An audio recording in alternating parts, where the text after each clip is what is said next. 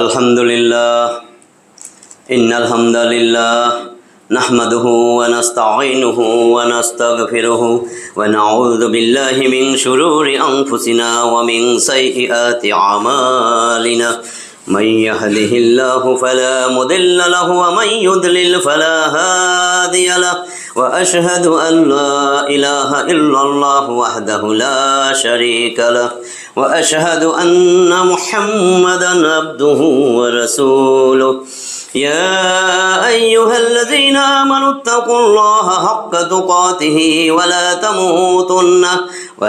تموتن إلا وأنتم مسلمون يا أيها الناس اتقوا ربكم الذي خلقكم من نفس واحدة وخلق منها زوجها وبث منهما رجالا كثيرا ونساء واتقوا الله الذي تساءلون به والأرحام إن الله كان عليكم رقيبا يا أيها الذين آمنوا اتقوا الله وقولوا قولا سديدا يصلح لكم أعمالكم ويغفر لكم ذنوبكم ومن يطع الله ورسوله فقد فاز فوزا عظيما أما بعد فإن خير الحديث كتاب الله وخير الهدي هدي محمد صلى الله عليه وسلم وشر الأمور محدثاتها وكل محدثة بدعة وكل بدعة ضلالة وكل ضلالة في النار رب اشرح لي صدري ويسر لي أمري واحلل عقدة من لساني يفقهوا قولي মোহতরম হাজরিন, আল্লাহ তাআলার অশেষ মেহেরবানি যে ধারাবাহিক তাফসীর গতকাল থেকে আবার আমাদের শুরু হয়েছে সপ্তাহে শনি রবি।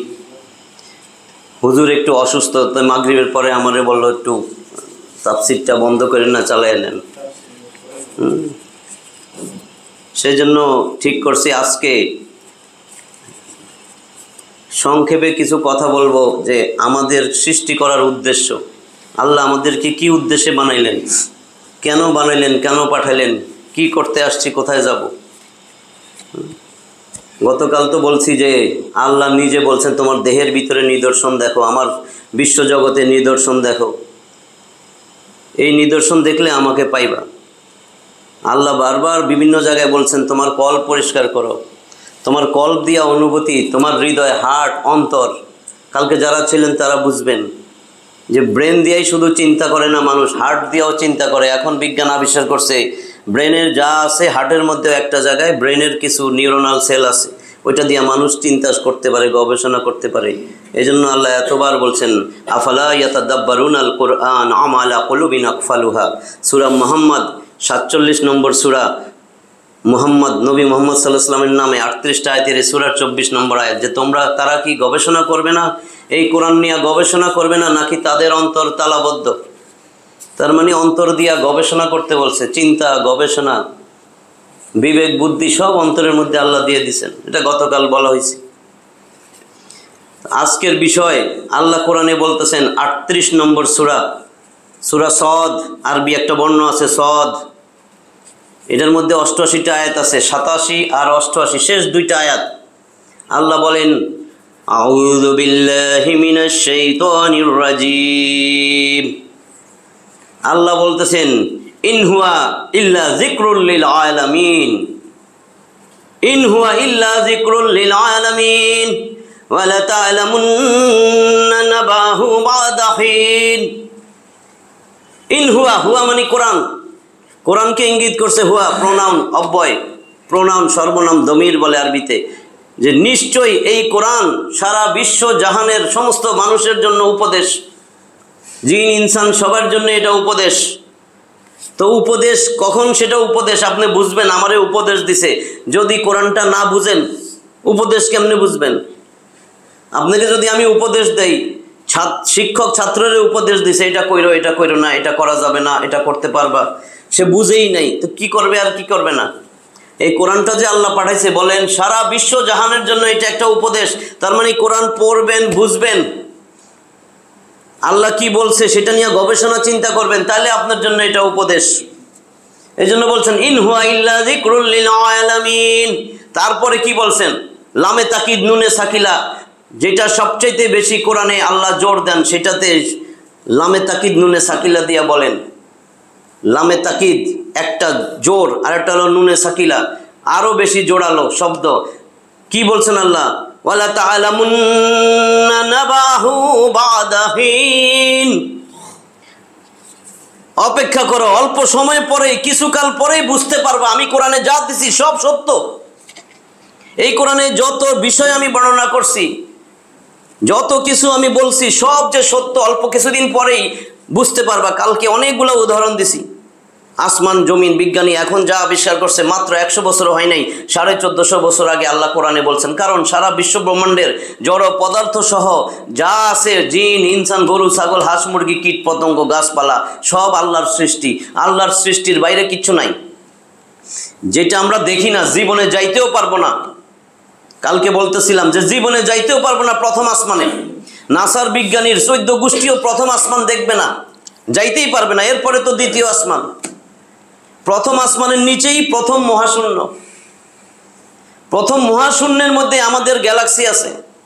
আমাদের গ্যালাক্সির নাম মিল্কি ওয়ে গ্যালাক্সি। এরপরে আরো কোটি কোটি গ্যালাক্সি আছে। সবচেয়ে কাছে, কালকে তো তারকা সম্বন্ধে বলছি, সূর্য সম্বন্ধে, পৃথিবী সম্বন্ধে। তাহলে গ্যালাক্সি, আমাদের যে গ্যালাক্সি এটা মিল্কি ওয়ে গ্যালাক্সি।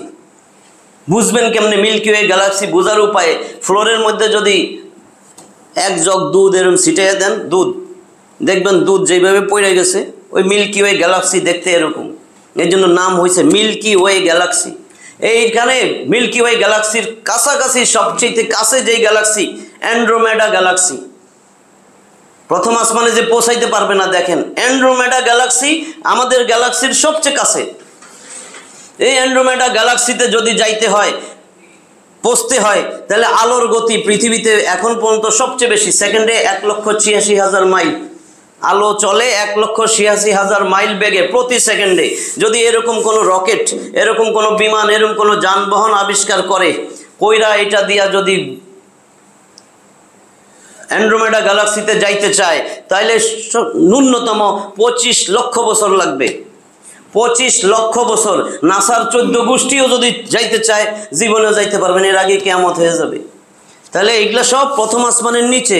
এরপরে প্রথম আসমান, এরপরে দ্বিতীয় আসমানের মহাশূন্য, এরপরে দ্বিতীয় আসমান, এরপরে তৃতীয় আসমানের মহাশূন্য, এরপরে তৃতীয় আসমান, এরকম কইরা এরপরে চতুর্থ পঞ্চম ষষ্ঠ, এরপরে সপ্তম আসমানের মহাশূন্য, এরপরে সপ্তম আসমান।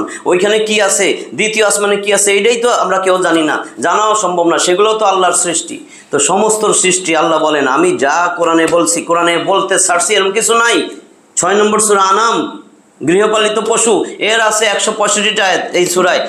38 নম্বর আয়াতে আল্লাহ বলছেন মা ফাররাতনা ফিল কিতাবি মিন শাই। আমি এই কিতাবে কোনো কিছু লিখতে বাদ দেই নাই। তার মানে এই কোরআনে সব লেখা থুয়ে দিছি। এই কোরআনে আমি সব লিখে দিছি, এবং যত কিছু আমার আছে ক্ষুদ্র ক্ষুদ্র অণু পরমাণু পরিমাণ সব কিছুর বিস্তারিত ব্যাখ্যা আমি দিয়ে দিছি। 16 নম্বর সূরা নাহল, মৌমাছি, কালকে মৌমাছির সম্বন্ধেও বলছি। এই মৌমাছি এই সূরায় 128টা আয়াত আছে। এর মধ্যে 89 নম্বর আয়াতের শেষ প্যারার মধ্যে আল্লাহ জানাই দিয়েছেন ওয়ানাজ্জালনা আলাইকাল কিতাবা তিবয়ানাল লিকুল্লি শাইইন। আমি এই কিতাবে সব কিছুর বিস্তারিত বিস্তারিত ব্যাখ্যা দিয়ে দিছি। আল্লাহ বলেন ও মানুষ, আমি যে তোমার সৃষ্টির সেরা কইরা বানাইছি, তুমি কি দরখাস্ত করছিলা? ও আব্দুল আজিজ, আবু হানিফ, সুমাইয়া, খাদিজা, তোমরা কি আমারে বলছো আল্লাহ আমারে মানুষ বানাও? আমি তো তোমারে ব্যাঙ বানাই নাই, তোমার যে কুমির বানাই নাই, সাপ বিচ্ছু ফড়িং টিকটিকি, আমি তো তোমার ইচ্ছা করলে এগুলি বানাইতে পারতাম। তোমরা যে আমি আশরাফুল মাখলুকাত বানাইছি, তুমি যদি নিজের শরীর নিয়ে একটু চিন্তা করতে, একটু ভাবতা, তাহলে তো আমারে সেজদা দিতা। আমি আল্লাহ তোমারে বানাইয়া কি দোষ করছি? তুমি কি ছিলা? তুমি তো দুনিয়া যখন আসবা তার আগে তুমি জানোই না তোমার হাত পা, 2টা হাত দিমু না 2টা চোখ হবে, না তুমি অন্ধ হইবা, না তুমি প্রতিবন্ধী হইবা, তুমি কি জানো? তোমার উপর থেকে কত সময় অতিবাহিত হয়ে গেছে। তুমি কি ছিলা? তুমি তো একটা নাপাক, পানি থেকে তোমারে বানাইছি, এত অহংকার কিসের? সূরা ইনসান নামে একটা সূরা আছে, জানেন তো? সূরা নাস নামে একটা সূরা আছে, একটা লাস্ট সূরা 114 নাস। আর সূরা ইনসান 76 নম্বর সূরা, আরেক নাম সূরা দাহর, 31টা আয়াতের এই সূরার 1, 2, 3 নম্বর আয়াত। সেখানে আল্লাহ পরিষ্কার বলে দিছেন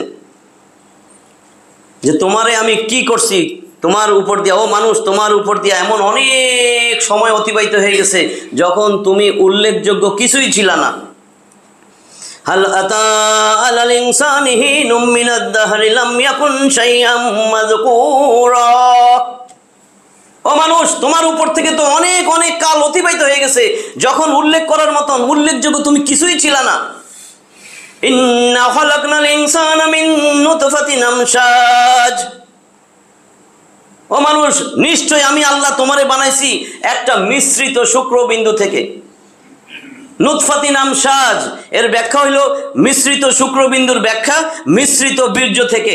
পুরুষ এবং নারীর বীর্য দুইটা মিশ্রিত হইয়া, অর্থাৎ পুরুষের শুক্রাণু আর নারীর ডিম্বাণু, এই দুইটা মিশাইয়া এই মিশ্রণ থেকে আমি তোমারে বানাইছি। তুমি তো কিছুই ছিল না, এই যে মিশ্রণ পুরুষ নারীর, এই যে শুক্রাণু আর ডিম্বাণু যে মিশা জাইগোট হয়েছে, ওই সময় তোমার হাত পা ছিল, তোমার নাম ছিল। তুমি কি ডাক্তার ছিল না, ইঞ্জিনিয়ার না বড় ব্যবসায়ী? তুমি কি ছিলা? তুমি তো কিছুই ছিল না। তুমি এখন একটা নাপাক বিন্দু, নাপাক পানি, গোসল ফরজ, তুমি তো নাপাক। তুমি কি ছিল? এত অহংকার কিসের তোমার? তোমারে আমি এরপরে কি করছি? নাবতালিহি ফাজআলনাহু সামিআম বাসীরা। এরপরে আমি তোমারে শ্রবণ শক্তি আর দৃষ্টি শক্তি সম্পন্ন করছি যাতে আমি তোমারে পরীক্ষা করতে পারি। ও মানুষ, একমাত্র তোমারে আমি বিবেক বুদ্ধি সম্পন্ন দিছি। তুমি যে মন চাই তাই হও, তুমি আস্তিক হও নাস্তিক হও, তুমি হিন্দু খ্রিস্টান বৌদ্ধ ইহুদি, তুমি যা মন চাই তাই হও। একটা মানুষ সারা জীবন যদি আমার কোরআনের কাছে না আসে, তবুও ন্যূনতম সে ভালো মন্দ বুঝার, কোরআন কি জিনিস, আমি আল্লাহকে রসুলকে এইটা চিনার মতন, কোনটা ভালো রাস্তা কোনটা খারাপ রাস্তা, এইটুক জ্ঞান বুদ্ধি আমি শিশু আর পাগল ছাড়া সবাইরে দিয়ে দিছি। কারণ শিশু আর পাগলের কোনো বিচার নাই। প্রত্যেকটা মানুষ যে নাস্তিক সেও বুঝে কোনটা ভালো রাস্তা কোনটা খারাপ রাস্তা, সুদ কি জিনিস, ঘুষ কি জিনিস, কোনটা খারাপ কাজ, জেনা বেবিচার ভালো কাজ, মদ খাওয়া ভালো কাজ না খারাপ কাজ, সেটাও সে বুঝে। এই বিবেক বুদ্ধি আমি একমাত্র মানুষরে দিয়া, তারে স্বাধীন ইচ্ছা শক্তি দিয়ে আমি দুনিয়ায় পাঠাইছি। দুনিয়ায় আমি তারে পাঠাইছি স্বাধীন ইচ্ছা শক্তি দিয়া। এই জন্য তারে আমি চোখ কান দিয়া পাঠাইছি, যাতে তার চোখ কান আমি যেন তারে পরীক্ষা করতে পারি। নাবতালিহি ফাজআলনাহু সামিআম বাসীরা। তারে তো আমি শ্রবণ শক্তি আর দৃষ্টি শক্তি সম্পন্ন করছি, কারণ আমি তারে পরীক্ষা করব। তোমারে আমি দুনিয়ায় পাঠাইছি, এমনিই পাঠাই নাই। ইন্না হাদাইনাহু সাবিলা ইম্মা শাকিরাও ওয়া ইম্মা কাফুরা। আল্লাহ বলেন, এরপরে আল্লাহ বলেন ইন্না হাদাইনাহু সাবিলা, এরপরে আমি তারে পথ দেখাই দিছি। গুড ইভিল, খারাপ পথ ভালো পথ সব তারে বিবেক বুদ্ধি দিয়ে রাস্তা দেখাই দিছি। ইম্মা শাকিরাও ওয়া ইম্মা কাফুরা, অতঃপর কেউ আমার শুকরগুজার বান্দা হয়, কেউ আমারে কুফরি করে, আমার নাফরমান বান্দা হয়। সূরা দাহরের 1, 2, 3 নম্বর আয়াত। আল্লাহ বলছেন, তোরে যে আমি মিশ্র শুক্রবিন্দু দিয়া পাঠাইছি, দুইটার শুক্রাণু আর ডিম্বাণু, এরপরে আমি তোরে কত যত্ন করে মাতৃগর্ভে প্রায় 9 মাস ওইখানে আমি রিজিক পৌঁছাইছি, ওইখানে প্রতি 4 মাস অন্তরত তোমাকে আমি বড় করছি। এরপরে ওইখানে রাইখাই আমি তোমার চোখ কান নাক, তোমার লিভার কিডনি ফুসফুস, তোমার ব্রেইন, তোমার সব কিছু আমি দিছি। আমি ফেরেশতা পাঠাইয়া তোমার রূহ ফুকাইয়া দিছি 120 দিন। যখন তোমার 4 মাস, তখন তুমি নড়াচড়া শুরু করো। এরপরে কয়েকগুলা কোথায় আছে? 23 নম্বর সূরা মুমিনুন। সূরা মুমিনুন বিশ্বাসী 118টা আয়াতের 12, 13, 14 এই 3টা আয়াত আল্লাহ সুন্দর করে বর্ণনা করতেছেন। বিজ্ঞান আবিষ্কার করে আশ্চর্য হয়ে গেছে। আগে আল্লাহটা বলে দেই, কয়টা স্টেজ? 5টা স্টেজ। কিভাবে মানুষ, ভ্রূণতত্ত্ব, এমব্রায়োলজি, কিভাবে মাতৃগর্ভে জরায়ুর মধ্যে ওই শুক্রাণু ডিম্বাণু মিলা, এরপরে একটা পূর্ণাঙ্গ মানুষ 9 মাস পরে ডেলিভারি হয়। আল্লাহ বলেন, আমি তো তোরে পূর্ণাঙ্গ মানুষ রূপে দুনিয়ায় পাঠাইছি। 2 মাসে তো মিসক্যারেজ করতে পারতাম, 3 মাসেও তো তোরে আমি বাইর করে দিতে পারতাম। আল্লাহ বলতেছেন 23 নম্বর সূরা মুমিনুনের 12, 13, 14 ওয়ালাকাদ খালাকনাল ইনসানা মিন সুলালাতিন মিন তিন সুম্মা জাআলনাহু নুতফাতান ফি ক্বারারিম মাকিন সুম্মা খালাকনান নুতফাতা আলাকাতান ফাখালাকনাল আলাকাতা মুদগাতান ফাখালাকনাল মুদগাতা ইযামান ফাকাসাওনাল ইযামা লাহমা সুম্মা আনশা'নাহু খালকান আখার ফাতাবারাকাল্লাহু আহসানুল খালিকিন।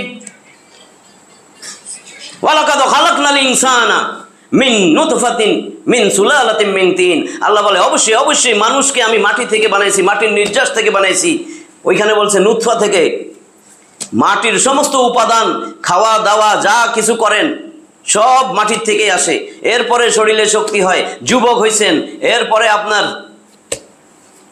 শক্তি সামর্থ্য হয়েছে, সেখান থেকে আপনার শুক্রবিন্দু তৈরি হয়েছে মাটির উপাদান দিয়েই।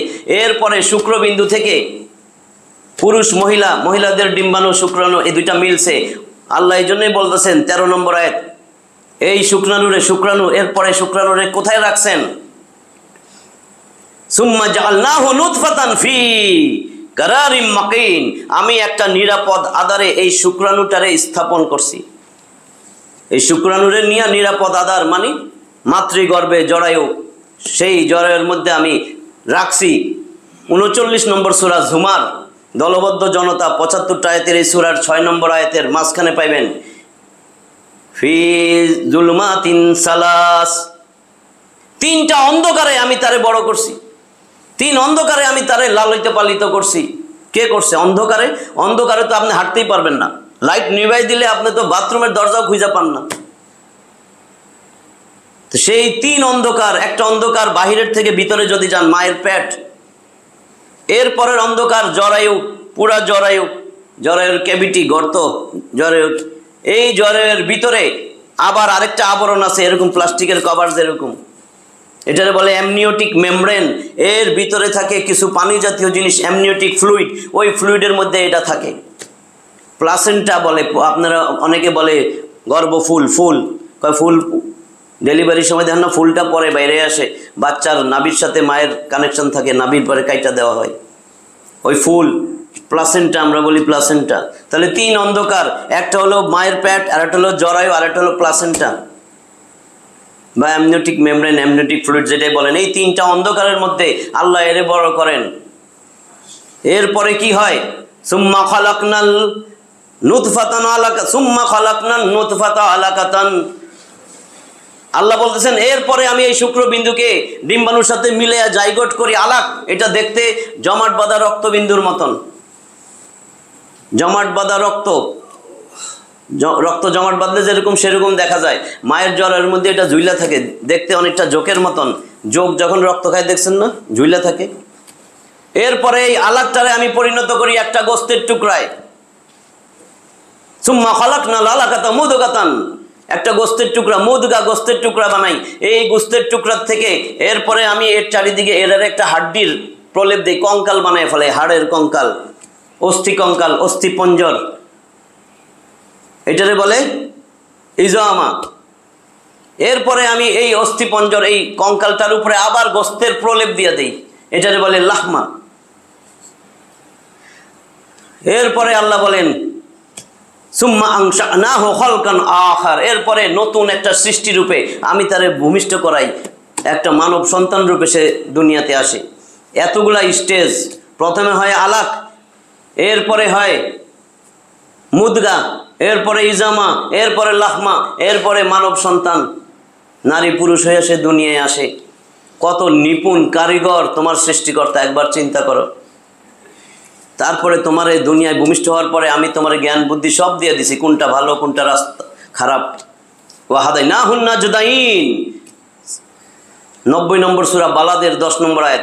আমি তো তোমারে খারাপ রাস্তা কোনটা ভালো রাস্তা কোনটা সব দিয়ে দিছি জ্ঞান বুদ্ধি।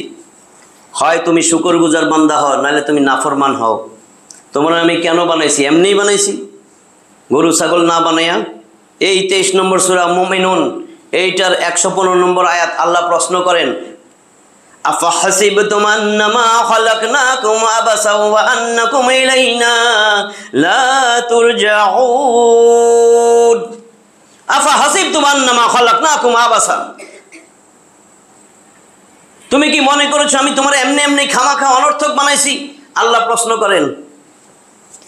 আল্লাহ যদি আপনার সামনে আইসা জিগাইতো আমি কি তোমার এমনি বানাইয়া দুনিয়ায় পাঠাইছিলাম, কি কইতেন? জি জি, না না, কি হইতো? আল্লাহ যদি বলে আমি কি তোমাদেরকে এমনি বানাইছি অনর্থক? না, আল্লাহ অনর্থক বানান নাই, তাই না? উত্তর আসতো তো না না, অনর্থক বানান নাই। এটারে বালাগাতের ভাষায় বলে ইস্তেফামে ইনকারি। যদি আল্লাহ প্রশ্ন করেন উত্তর যদি না হয় এটারে বলে ইস্তেফামে ইনকারি। ইস্তেফাম মানে ইন্টারোগেটিভ সেন্টেন্স, প্রশ্নবোধক বাক্য, উত্তর হবে না। তা আল্লাহ এরপরে বলেন তোমরা কি আমার কাছে ফিরে আসবে না? 29 নম্বর সূরা আনকাবুত। গুরুত্ব বোঝানোর জন্য দেখেন একটা কথা কয়বার কিভাবে বলছেন আল্লাহ। 29 নম্বর সূরা আনকাবুত, মাকড়সা, এটাতে আছে 69টা আয়াত। 2 নম্বর আয়াতটা আহাসিবান নাসু আইয়ুতরাকু আমান্না, আহাসিবান নাস আইয়ুতরাকু আইয়াকুলু আমান্না ওয়া হুম লা ইফতানুন। আল্লাহ বলতেছেন ও মানুষ, তুমি কি মনে করছো তুমি বলবা আমার ঈমান আছে, এই কথা বললে আমি তোমারে ছাইরা দিব? আমি কি তোমারে পরীক্ষা করব না? ইফতানুন, ফাতানা, ইয়াফতিনু, ক্রীড়াবাচক বিশেষ্য ফেল, ফিতনা, আমরা ফিতনা বলি না, ফিতনা। আল্লাহকে আমি তো তোমারে পরীক্ষা করব, আমি কি তোমার পরীক্ষা করব না? তুমি আইসা কইবা আমার ঈমান আছে, ঈমান আছে। এখন কই না নামাজ, আরে আপনার নামাজ আপনি পড়েন, আপনার পর্দা আপনি করেন, আমাকে ঈমান আছে, এরকম আছে না দুনিয়ায়? তুমি বলবা আমার ঈমান আছে, আমি তোমারে পরীক্ষা করব না। আয়াহসাবুল ইনসানু আইয়ুতরাকা সুদা, মানুষ কি মনে করছো আমি তোমার এমনি ছেড়ে দেব? 75 নম্বর সূরা কিয়ামা, 40টা আয়াত আছে, তার 36 নম্বর আয়াত। মানুষ কি মনে করছে আমি তার এমনি ছেড়ে দেব? আল্লাহ এগুলা কেন বলে? যে মানুষ একটু সাবধান হও, দুনিয়ায় পাঠাইছিলাম, দুনিয়ায় তোমারে আমি এত বিবেক বুদ্ধি দিয়ে আশরাফুল মাখলুকাত কইরা দুনিয়ায় পাঠাইছি, খালি দুনিয়ায় উপার্জন করবা, যেমনে খুশি সেইভাবেই দিন কাটাইবা, আর খালি মানুষের সাথে বাটপাড়ি, চুরিদারি, বদমাশি, সুদ, ঘুষ, জেনা, ব্যভিচার কইরা জীবনটারে শেষ করবা। এই জন্য তোমার আমি দুনিয়ায় পাঠাইছি। দুনিয়ায় তো মানুষের জীবন শুরু হয় না, ভালো করে মনে রাখবেন। দুনিয়ায় জীবন শুরু হয় না, শুরু হবে মৃত্যুর পরে, একেবারে হয় জান্নাত নালে জাহান্নাম। ওই হাসরের ময়দানে রেজাল্টের পরে এইবার জীবন শুরু, কারণ ওই জীবনের কোনো শুরু আছে, শেষ নাই। এখানে পরীক্ষার জন্য পাঠাইছে, এটা পরীক্ষার হল, পরীক্ষার হল। এখানে পরীক্ষা করার জন্য পাঠাইছে। 66 নম্বর সূরা, সূরা মুলক, সার্বভৌম কর্তৃত্ব। 30টা আয়াতের এই সূরার মধ্যে 2 নম্বর আয়াত আল্লাহ নিজে জানাই দিয়েছেন কেন পাঠাইছেন। আল্লাযী খালাকাল মাউতা ওয়াল হায়াত লিয়াবলুয়াকুম আইয়ুকুম আহসানু আমালা। আল্লাযী খালাকাল মাউতা ওয়াল হায়াত লিয়াবলুয়াকুম আইয়ুকুম আহসানু আমালা। আল্লাহ বলেন আমি তো তোমার মরণ ঠিক করে রাইখা দিছি। তোমার মরণের ডেট তোমার দোকানে ওষুধ আসার আগে, তোমার দোকানে পাউরুটি আসার আগে, তোমার দোকানে জুস আসার আগেই কোম্পানি ডেট দিয়ে দেয় মেয়াদ উত্তীর্ণ কবে। তোমার দুনিয়ায় পাঠানোর আগে আমি লেখা থুয়ে দিছি তোমার মেয়াদ কবে শেষ। মেয়াদ উত্তীর্ণ হয়ে গেলে তুমি নিজেই ঝগড়া করো দোকানে যাইয়া, এটা দিলি কেন, এটা তো মেয়াদ নাই, কেন এটা দিলি, এই ওষুধ কেন দিলি। মেয়াদ উত্তীর্ণ হয়ে গেলে তো আপনার যে মেয়াদ কবে উত্তীর্ণ হয়ে যাবে আপনি জানেন। আল্লাহ বলেন আল্লাযী খালাকাল মাউতা ওয়াল হায়াতা, আমি তো তোমার মৃত্যু ঠিক কইরা এরপরে জিন্দেগি, সামান্য ছোট্ট একটা জিন্দেগি তোমারে পরীক্ষা করব। তোমার ছেলে পরীক্ষা দেয়, পরীক্ষা হলে 3 ঘন্টা থাকে। দুনিয়ায় তুমি পরীক্ষা দিবা, কতক্ষণ তুমি থাকবা? আখেরাতের তুলনায় তোমার এই বয়সটা 60-70 কত? আখেরাতের তুলনায় বলছে আপনাকে যখন হাসরের ময়দানে রাখবে, হাসরের ময়দানের একটা দিন দুনিয়ার 50,000 বছরের সমান। ভালো করে শুনেন, হাসরের ময়দানের একদিন দুনিয়ার জীবনের 50,000 বছরের সমান। হাসরের ময়দানে বিচার শেষ, দিলেন জান্নাতে নইলে জাহান্নামে। এখন এর প্রত্যেকটা দিন, এক একটা দিন জান্নাতের বা জাহান্নামের এক একটা দিন দুনিয়ার 1000 দিনের সমান। এটা ক্লিয়ার হয়েছে? শুধু একটা দিনই 50,000 বছর, সেটা বিচারের দিন। বাকি সব দিনগুলো হবে দুনিয়ার 1000 দিনের সমান একদিন। ওগুলো আবার 50,000 না, শুধু বিচারের দিবস 50,000 বছর। যেদিন হাসরের ময়দান কায়েম হবে, আল্লাহ বিচারের জন্য আসবেন, সেই দিনটা হবে দুনিয়ার 50,000 বছরের সমান। ওই একটা দিন কিন্তু আপনি আমি যদি মোমেন হই তাহলে মনে হবে আসর থেকে মাগরিব কিরে এত তাড়াতাড়ি শেষ হয়ে গেল। সেটার জন্য তো কামাই করা লাগবে। দুনিয়ায় পাঠাইছে, এখানে বলতেছেন লিয়াবলুয়াকুম আইয়ুকুম আহসানু আমালা, আমি তো দেখতে চাই কে কর্মে উত্তম, কত উত্তম কর্ম করে আসতে পারে। আহসান, গুড, বেটার, বেস্ট বলে না, বেস্টের উপরে আর নাই। তো সেইখানে আহসান, হাসান, আহসান ইসমে তাবদিলের শব্দ। আমি দেখতে চাই কে কর্মে কত উত্তম আমল সে কইরা আসে দুনিয়ার থেকে। দুনিয়ায় পাঠাইছেন আল্লাহ তাআলা, দুনিয়ায় পাঠাইয়া আমাদের কিন্তু মৃত্যু ঠিক করে রাখা দিয়েছেন। এই মৃত্যু যখন আপনার আমার মৃত্যু কবে কেউ জানি না, যখন তখন মৃত্যু হইতে পারে, কারণ মৃত্যু নির্দিষ্ট। আল্লাহ মালাকুল মৌত পাঠাই দিবেন। এই মালাকুল মৌত আপনার বিন্দুমাত্র গণায়ও ধরে না যে আপনার ভয় পাইতে হবে। আপনি যত পাওয়ারফুল হন, মালাকুল মৌত জড়াবে। 7 নম্বর সূরা আরাফ, উঁচু স্থান, 206টা আয়াতের এই সূরার 34 নম্বর আয়াত আল্লাহ বলে দিয়েছেন ওয়ালিকুল্লি উম্মাতিন আজাল ফাইজা জাআ আজালুহুম লা ইস্তাখিরুনা সাআতাও ওয়া লা ইস্তাকদিমুন। প্রত্যেকটা উম্মতের জন্য আমি মেয়াদ ঠিক করে দিছি। ফাইজা জাআ আজালুহুম, যখন তার আজাল, তার মেয়াদ শেষ হয়ে যাবে, লা ইস্তাখিরুনা সাআতাও ওয়া লা ইস্তাকদিমুন, সে 1 সেকেন্ড আগাইতেও পারবে না, 1 সেকেন্ড পিছাইতেও পারবে না। এগুলো তো আল্লাহর কথা। কার কথা এগুলো? আল্লাহর কথা না? তো আল্লাহ বলতেছেন দুনিয়ায় আমি তোমারে পাঠাইছি। প্রত্যেকটা মোমেনের দায়িত্ব নিজের মৃত্যুর কথা স্মরণ করা, অপরকে দুনিয়ায় মরণের কথা স্মরণ করাইয়া দেওয়া। নাহলে এরা মৃত্যুর কথা স্মরণ, যেই মানুষটা মৃত্যুর কথা ভুলে যায় সেটারে শয়তানে পাইয়া বসে। শয়তান তার চোখের সামনে দুনিয়াটা এত সুন্দর করে সাজায়, সে রাত দিন দুনিয়ার পিছে দৌড়াইতে থাকে। দৌড়াইতে সে ধন সম্পদের পিছে দৌড়াইতে কবরে আইসা পৌঁছে। একটা সূরা দিয়ে দিছে না, আত্তাকাসুর, কোরআনের 102 নম্বর সূরা, সূরা আত্তাকাসুর, প্রাচুর্যের প্রতিযোগিতা। 8টা আয়াত আছে, 1 আর 2 নম্বর আয়াতই দেখেন আল্লাহ পরিষ্কার বলে দিয়েছেন আলহাকুমুত তাকাসুর হাত্তা যুরতুমুল মাকাবির। আলহাকুম, তোমরা তো মোহাচ্ছন্ন হয়ে গেছো। আত্তাকাসুর, প্রাচুর্য, ধন সম্পদের লোভে, ধন সম্পদের প্রতিযোগিতায় তোমরা মোহাচ্ছন্ন, অন্ধ হয়ে গেছো। এর প্রতিযোগিতায় লাগছো, রাত দিন পরিশ্রম করো, গায়ে লাগে না। সেই পরিশ্রম তোমার সহ্য হয়ে গেছে, পরিশ্রম করাই লাগবে তোমার মনে হইতেছে। আলহাকুমুত তাকাসুর, এইভাবে পরিশ্রম করতে করতে তুমি ক্লান্ত শ্রান্ত হইলেও পরিশ্রম করতেই থাকো। হাত্তা যুরতুমুল মাকাবির, এইভাবেই তুমি আবার কবরে চলে আসো। তোমার আমি পাঠাইছিলাম কেন? এখন তো তোমার জিন্দেগি শুরু হবে। তুমি তো ফেল করে আমার কাছে আসতেছো।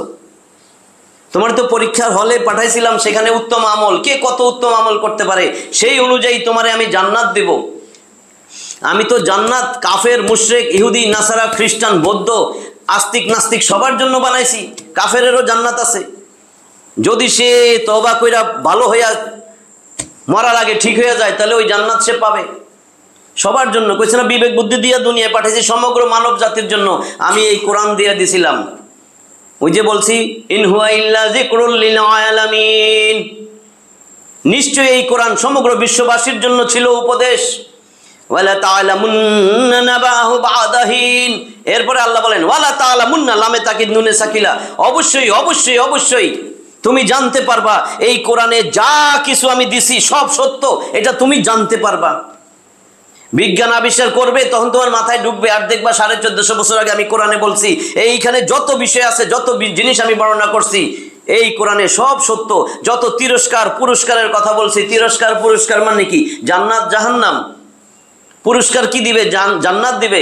তিরস্কার মানে জাহান্নামের শাস্তি, আযাব, গজব, যা বলছি সব যে সত্য, সেদিন তুমি টের পাইবা। প্রত্যেকটা মানুষ মৃত্যুর সময় ফেরেশতা দেখবে। অনেকবার বলছি, প্রত্যেকটা মানুষ, সে আস্তিক হোক নাস্তিক হোক, যখন তার মৃত্যু এসে যাবে সে স্বচক্ষে ফেরেশতা দেখবে। এখনো দুনিয়া থেকে যায় নাই, তখন 100তে 100 তার বিশ্বাস হবে, হায় রে আখিরাত তো সত্য, এই যে ফেরেশতা। কারণ আল্লাহ চোখের সামনের থেকে পর্দা সরাই নেবে। তো পর্দা সরে গেলে তার আশেপাশের তো সবাই পর্দা আছে, আত্মীয় স্বজন, বাপ মা, যে মরতেছে তার পর্দা সরাই নিছে, সে এখন ফেরেশতা দেখে। সে ভালো মানুষ যদি হয় তাহলে তো তারে ফেরেশতা এসে সালাম দিবে। সব কোরআনে আছে। 25 নম্বর সূরা ফুরকান, সত্য মিথ্যার পার্থক্য নির্ণয়কারী গ্রন্থ। এই সূরার বাংলা অর্থ আছে 77টা আয়াত। এটার 22 নম্বর আয়াতে আল্লাহ বলে দিয়েছেন ফেরেশতা যে দেখবেন আপনি, ইয়াউমা ইয়ারাউনাল মালাইকাতা লা বুশরা ইয়াউমা ইযিল লিল মুজরিমিন। সেই দিন প্রত্যেকেই ফেরেশতা দেখে নিবে। সেই সময় যারা মুজরিম অপরাধী তাদের তওবা কবুল হবে না, তাদের জন্য তওবার দরজা বন্ধ, তাদের জন্য সেদিন আর কোনো সুসংবাদ থাকবে না। লা বুশরা ইয়াউমা ইযিল লিল মুজরিমিন, কোনো সুসংবাদ থাকবে না। যারা যে ফেরেশতা দেখবে, চোখ যেদিকে যায় ইলা মাদ্দা বাসারি, দুই চোখের সীমানা যতদূর যায় শুধু দেখবে লাইন ধরে সারিবদ্ধভাবে কালো পোশাক পরা ফেরেশতা এসে দাঁড়ায় আছে। কালো পোশাক, সবগুলার গায়ে কালো পোশাক। ফেরেশতারা তার সাজা আযাব গজব নিয়ে আসছে। এই ফেরেশতা এরপরে সর্দার ফেরেশতা আইসা তার মাথার পাশে বসবে, তারে আইসা বলবে, কি বলবে? আল্লাহ বলতেছেন রসুল তুমি যদি দেখতা এই সমস্ত অপরাধীর মৃত্যুর সময় ফেরেশতা আইসা কি করে। 6 নম্বর সূরা আনাম, গৃহপালিত পশু, 165টা আয়াতের এই সূরার মধ্যে 93 নম্বর আয়াতের শেষ অংশে, ওয়ালাউ তারা ইযিজ যালিমুনা ফি গামারাতিল মাউত ওয়াল মালাইকাতু বাসিতু আইদিহিম আখরিজু আনফুসাকুম। ও নবী তুমি যদি দেখতা এই জালেম যখন মৃত্যুবরণ করে তখন তো ছটফট করতে থাকে, তখন তার কাছে ফেরেশতা আইসা 2 হাত বাড়ায় দিয়া বলে তোর রূহ বাইর করে দে, তাড়াতাড়ি তোর রূহ বাইর করে দে। আখরিজু আনফুসাকুম। তখন রূহ বয়ে পায়ের নখ থেকে মাথার তালু আবার হাঁটুর মধ্যে খালি দৌড়াদৌড়ি করতে থাকে, বাইর হইতে চায় না, বাইর হইতে চায় না। ফেরেশতা বলতে থাকে ইয়া আইয়াতুহান নাফসুল খাবিসা কানাত ফিল জাসাদিল খাবিস। ওই খবিস আত্মা, এই দেহের ভিতরে তো অনেকদিন ছিলি, এই খবিস দেহের ভিতরে, এখন দেহ থেকে বাইরে হয়ে আয়। তখন ছটফট করতে থাকে। ফেরেশতা একেবারে শরীরের ভিতরে ডুব দেয়। মান্নাজিয়াতি গারকান, 79 নম্বর সূরা নাজিয়াত, প্রচেষ্টাকারী 46টা আয়াতের প্রথম 1 নম্বর আয়াত আল্লাহ শপথ করে বলেন আমি শপথ করতেছি নিষ্ঠুরভাবে রূহ উৎপাটনকারী নিষ্ঠুর প্রকৃতির ফেরেশতাদের শপথ করতেছি। আল্লাহর এমন ফেরেশতা আছে শরীরের ভিতরে ডুব দিয়া এমনভাবে হেঁচকা টান দিয়া শরীরের ভিতরে নাড়ি বুড়ি যা আছে রক্তনালী শিরা উপশিরা নার্ভ সব ছিঁড়া এই রুটারে বাইর করে নিয়ে আসবে। বলছে কিরকম কষ্ট পাবে? একটা জীবন্ত ছাগল সেটারে যদি জীবন্ত অবস্থায় 2 পা উপরে দিয়া ঝুলাই দেয়, এরপরে জীবন্ত অবস্থায় ওর চামড়া ছিলা নিয়ে আসে, তাহলে যেরকম কষ্ট পাবে এরকম কষ্ট দিয়া ওই মৃত্যু পথযাত্রী ব্যক্তির মৃত্যু ঘটাবে ফেরেশতারা। তার আগে তারে কিছু পানিশমেন্ট দিবে, লাথি উষ্টা থাপ্পড় থুপ্পড় এগুলা দিবে, মারতে থাকবে। 50 নম্বর আয়াত 8 নম্বর সূরা আনফালের, সূরা আনফাল যুদ্ধের লব্ধ ধন সম্পদ 75টা আয়াতের এই সূরার 50 নম্বর আয়াত। ওয়ালাউ তারা ইয ইয়াতাওয়াফাল্লাযীনা কাফারুল মালাইকা ইয়াদরিবুনা উজুহাহুম ওয়া আদবারাহুম ওয়া যুকু আযাবাল হারিক। ও নবী তুমি দেখবা ওই সময় ফেরেশতারা আয়েশা তার পাশে বৈশা তার মুখের মধ্যে মারতে থাকবে। ইয়াদরিবুনা উজুহাহুম তার চেহারার মধ্যে মারবে।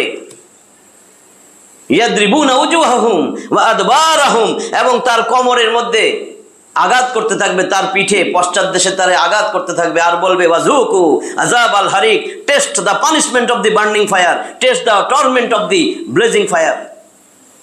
আযাবের স্বাদ গ্রহণ কর। মারতে মারতে মারতে মারতে তারে দুনিয়া থেকে মারতে মারতে বিদায় করবে। ওই সময় চিল্লাবে। ওই সময় কিন্তু যে ফেরেশতাও দেখছে একেবারে 100-তে 100 ঈমান। এখন তার থেকে ঈমানদার আর বেশি আমরা না, এত ঈমানদার নাস্তিক অসভ্য ইতর যতগুলো আছে বেয়াদব আল্লাহর বিদ্রোহকারী সেগুলা অবস্থা এরকম হবে, কিন্তু ওই ঈমান কাজে আসবে। হ্যাঁ, ওই সময় চিৎকার করে কি বলবে? ওই সময় চিৎকার করে কি বলবে? 23 নম্বর সূরা মুমিনুন 118টা আয়াতের 99-100 আল্লাহ পরিষ্কার জানাই দিয়েছেন।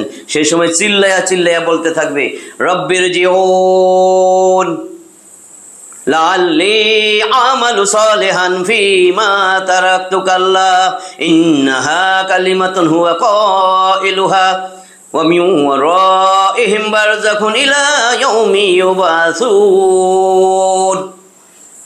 রব্বির জিউন, আল্লাহ আরেকবার দুনিয়ায় পাঠান, আল্লাহ একটু হায়াত দেন, একটু হায়াত দেন, একটু সময় দেন, আল্লাহ দুনিয়ায় যাই, দুনিয়া যাই, কি করবি?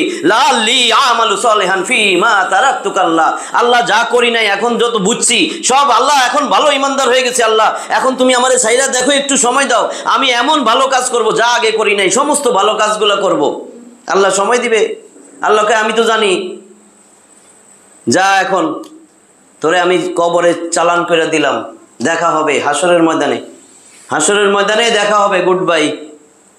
আল্লাহ বলবেন উপায়টা কি হবে? এখনো দুনিয়াতে আছি, দুনিয়ায় এই জন্যই বলছে দুনিয়াতে মৃত্যুর কথা স্মরণ করা, নিজের মৃত্যুর কথা। মানুষের পরিবর্তনের জন্য মৃত্যুর চিন্তার ওয়াজের চেয়ে তামাম দুনিয়ায় এর থেকে বড় ওয়াজ আর হইতে পারে না। মানুষকে আখিরাতমুখী করা, মৃত্যুর চিন্তা ভুলেই গেছে, মৃত্যুর কথা একটা বারও মনে আসে না। এত মানুষের জানাজা পড়ে, এত মানুষের রাস্তাঘাটে অ্যাক্সিডেন্ট দেখে, দুর্ঘটনা দেখে, হাসপাতালে গেলে দেখে নাকে নল দিয়ে রাখছে, একবারও মনে হয় না যদি আমি এরকম হই, যদি আমার অবস্থা এরকম হয়। কবরস্থানে কবর খুঁড়তেছে, কানের মধ্যে একটা সিগারেট ঝুলায়া সেইখানে কবর খুঁড়ে, যে সে আবার কবরের নিজের বন্ধু বান্ধবের কবর দিতে যায়, সে পিছন থেকে আবার কবরে ধুয়েও সেলফি তুলে, কবরে দাঁড়ায়ও সেলফি তুলে, দেখেন নাই? মানে কি হয়েছে মানুষের? শয়তান এমনভাবে আষ্টে পিষ্টে ধরছে, কারণ শয়তান তো চ্যালেঞ্জ করছিল। শয়তান যখন জান্নাত থেকে বাইর করে দিছে, এটা তো জানেন, শয়তান আল্লাহর সাথে চ্যালেঞ্জ করছে, হে আল্লাহ আমারে যখন জান্নাত থেকে বাইরেই করে দিছো, আমি যখন অভিশপ্ত, আমি পথভ্রষ্ট, আমারে কিছু শক্তি দাও, আমারে কিয়ামত পর্যন্ত হায়াত দিয়ে দাও। মানুষের শরীরের রন্ধ্রে রন্ধ্রে, রক্তের শিরায় উপশিরায় কণিকায়, ব্রেনের মধ্যে মন মগজে যেন আমি ঢুকতে পারি। কয় ঢুক, চ্যালেঞ্জ করে আসছে তো, আল্লাহ সব শক্তি দিয়ে দিছে তো। কয় আচ্ছা তোরে পাওয়ার দিয়ে দিলাম। 7 নম্বর সূরা আরাফ, আরাফের 16 আর 17 নম্বর আয়াত, আল্লাহর কাছে ইবলিস শয়তান বলছেন, ক্বালা ফাবিমা আগওয়াইতানি লাআকউদান্না লাহুম সিরাতাকাল মুস্তাকিম সুম্মা লাআতিয়ান্নাহুম মিন বাইনি আইদিহিম ওয়া মিন খালফিহিম ওয়া আন আইমানিহিম ওয়া আন শামাইলিহিম ওয়া লা তাজিদু আকসারাহুম শাকিরিন। শয়তান বলতেছেন ফাবিমা, শয়তান আল্লাহরে বলে ফাবিমা আগওয়াইতানি, হে আল্লাহ যেই কারণে আমারে পথভ্রষ্ট করছো, লাআকউদান্না লাহুম, আবার লামে তাকিদ নুনে সাকিলা জোর দিছেন আল্লাহ, অবশ্যই অবশ্যই শয়তান আল্লাহরে বলে অবশ্যই অবশ্যই আমি সিরাতে মুস্তাকিমে ওতপাইতা বসে থাকবো, সিরাতে মুস্তাকিমে উঠতে দিব না। বারবার সিরাতে মুস্তাকিম বলি যে 3টা জিনিস নিয়ে সিরাতে মুস্তাকিম, সিরাতে মুস্তাকিমে আমি আসতে দিব না, ওতপাইতা থাকবো। আগে পরেরটা বললে নেই, তাহলে বুঝবেন। 17 নম্বর আয়াত, এটা 16 সূরা আরাফের 17, ওত পাইতা বৈশা থাকবো আল্লাহ, এরপরে আমি কি করব আল্লাহ? সুম্মা, অতঃপর লাআতিয়ান্নাহুম, লামে তাকিদ, অবশ্যই অবশ্যই আমি তাদের কাছে আসবো, মিন বাইনি আইদিহিম ওয়া মিন খালফিহিম, সামনের থেকে আসবো, পিছন থেকে আসবো, ওয়া আন আইমানিহিম ওয়া আন শামাইলিহিম, তার ডান দিক থেকে আসবো, তার বাম দিক থেকে আসবো, তারে ডাইনের থেকে, বামের থেকে, সামনের থেকে, পিছের থেকে আমি তারে ধরপাকড় করব। আমি এমনভাবে ওত পাইতা থাকবো, সিরাতে মুস্তাকিমে আমি আসতেই দিব না, তারে রসুলের আদর্শ বানাইতেই দিব না। সিরাতে মুস্তাকিম 3টা জিনিস, একমাত্র এক ব্যক্তি আপনারা সিরাতে মুস্তাকিমে নিয়ে আসবে, দ্বিতীয় কোন ব্যক্তি যদি ধরেন সিরাতে মুস্তাকিম ছাড়া শয়তানের কাছে যাবেন। দ্বিতীয় যে কোনো ব্যক্তি, আলেম ওলামার মধ্যেও যদি হয়, আপনি মনে করেন না আমি অন্যটা বলছি, দ্বিতীয় যে কোনো ব্যক্তি যদি তারে ধরে রাখেন, আপনি কোনোভাবেই সিরাতে মুস্তাকিমে উঠতে পারবেন না। একমাত্র রাসূলের আদর্শের সৈনিক হইতে হবে, রাসূলের আদর্শ বানাইতে হবে, কারণ রাসূলের কাছে আছে একদম হেদায়েতের একমাত্র বই, আল কিতাব, আল কোরআন। একটা হলো কোরআন, একটা হলো রাসূল সাল্লাল্লাহু আলাইহি ওয়াসাল্লাম, আরেকটা হলো জান্নাত। সিরাতে মুস্তাকিম শেষ হয়েছে জান্নাতে, সিরাতে মুস্তাকিমের টাইনা উঠে নিয়ে আসবে আল্লাহর রাসূল। আল্লাহর রাসূল কি কিতাব ফলো করে নিয়ে যাবে? আল্লাহর কিতাব। যার কাছে আল্লাহর কিতাব নাই, সে যত বড় যত কিছু হোক, সে আপনারে গর্ত ছাড়া কোথাও নিয়ে যাবে না। ওয়াতাসিমু বিহাবলিল্লাহি জামিআ ওয়া লা তাফাররাকু, 3টা তাকিদ, একটা আয়াত ছোট্ট এই আয়াতের মধ্যে সূরা আলী ইমরান, ইমরানের পরিবার, 200 আয়াতের এই সূরা, 3 নম্বর সূরা আলী ইমরান, 200টা আয়াত আছে, তার মধ্যে 103 নম্বর আয়াত, ওয়াতাসিমু, এই শক্ত মজবুত করে ধর, বিহাবলিল্লাহ, হাবলুল্লাহ, হাবলুন এক বচন,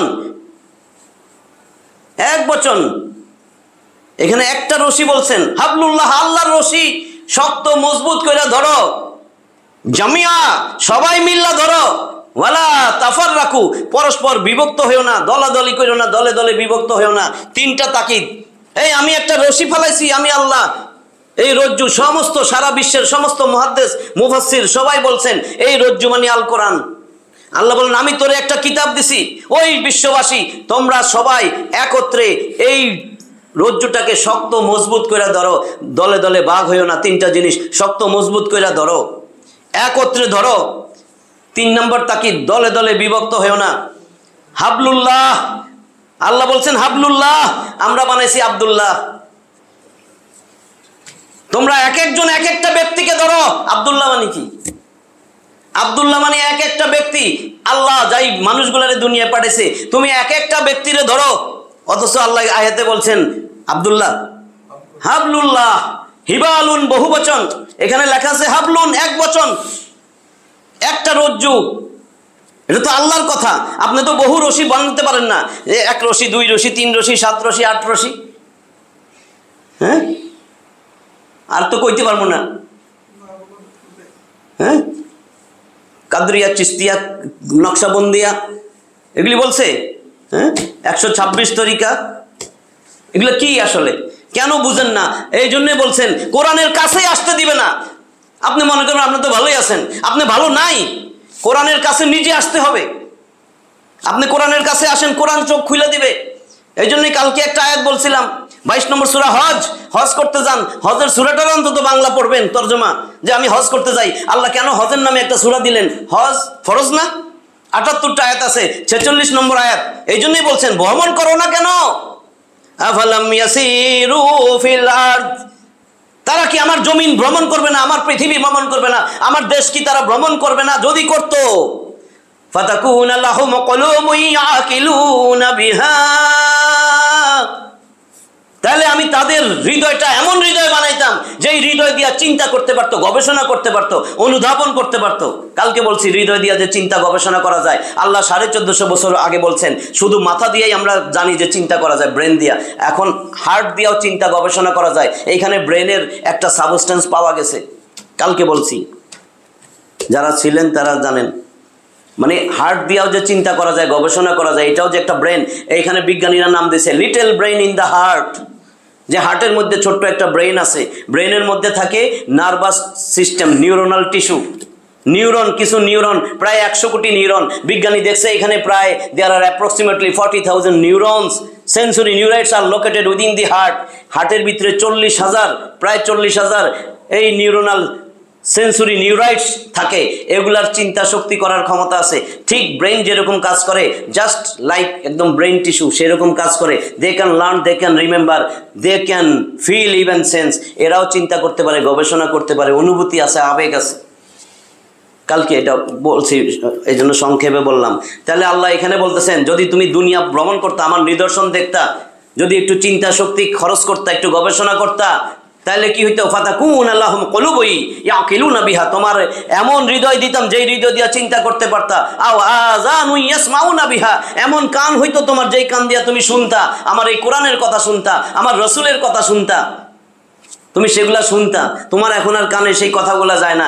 এরপরে আল্লাহ বলেন ফাইন্নাহা লা তা'মাল আবসার ওয়ালাকিন তা'মাল কুলুবুল্লাতী ফিস সুদূর। আরে চোখ তো অন্ধ হয় না, অন্ধ হয় কল্ব। মানুষের কল্ব মরে যায়। কল্ব কেমনে মরে? এই যে কল্ব দিয়ে যে চিন্তা করা যায়, দেখেন 40 নম্বর সূরা, সূরার নাম কি?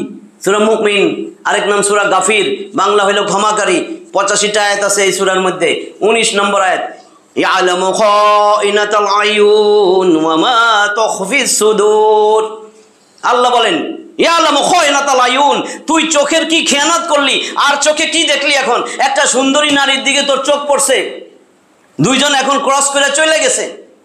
এখন তোমার অন্তরের মধ্যে কি সুচিন্তা, দুশ্চিন্তা, কুচিন্তা কি জাগ্রত হইতেছে হৃদয়ের মধ্যে, কয় নাই ব্রেনে, সুদূর তোমার বক্ষের অন্তরে কলবের মধ্যে কি খারাপ চিন্তা, কুচিন্তা, সুচিন্তা, দুশ্চিন্তা যাই আসে, আমি আল্লাহ সেটাও জানি, আমি আল্লাহ সেটাও জানি। তা আল্লাহ এখানে বলতেছেন মরার কথা চিন্তা করো। এই যে শয়তান বলল আল্লাহ আমি এরে কোনোদিন সিরাতে মুস্তাকিমে উঠতে দিব না, রসুল রে আমি আদর্শ বানাইতেই দিব না। ও যে রশি ধরছে, রশি ধরতে ধরতে রশি টাইম না, সিরাতে মুস্তাকিমে যদি উঠে, রসুল যদি আদর্শ হয়, আল্লাহর কিতাব তো পাইয়াই যাবে, তারপরে সোজা জান্নাতে যাবে। জান্নাতে যাইয়া দিদার হবে কার সাথে? আল্লাহর সাথে। আর যদি আল্লাহর রশি ছাড়া অন্য যে কোনো রশি ধরে, ওইটা দেখবে Abraham Lincoln, Karl Marx, Lenin, মাও সেতুং, আর আমগোটা তো কম যাইব না, বুঝছেন না? এই রশি ধরে সেখানে দেখবো আরে ভেটকে কি হাতে গাঞ্জা, মদ, সিগারেট, এগুলাই তো থাকবে হাতে। নেতার পিছে দাঁড়া করাবে না? প্রত্যেকটারে আমি আল্লাহ বলতেছেন আমি একা একা আমার সামনে দাঁড় করাবো।